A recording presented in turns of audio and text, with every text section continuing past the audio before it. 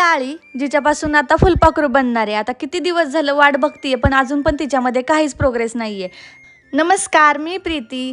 बराच रिकामा वेळ असल्यामुळे ना सकाळी सकाळी मस्त असं कोवळं ऊन घेण्यासाठी टेरेसवरती गेलते आणि नेहमीप्रमाणे त्या झाडावरती ती आळी होतीच। आता ह्या तशा 2 आळ्या होत्या, त्यापैकी ही जी एक होती ना ती अचानकच आहे ना बारीक झाली। आता असं वाटतंय की फुलपाखरू बनण्याच्या प्रोसेसमध्ये ना ही थोडीशी पुढे सरकली। आता बघू पुढे काय होतंय ते, तुम्हाला अपडेट देतच राहीन। आणि हो, ह्या आळीपासून फुलपाखरू बनतं ना हे मला सुद्धा नव्यानेच कळले, त्यामुळे मला खूप एक्साइटमेंट आहे की त्यापासून फुलपाखरू कसं बनते ते बघण्यामध्ये।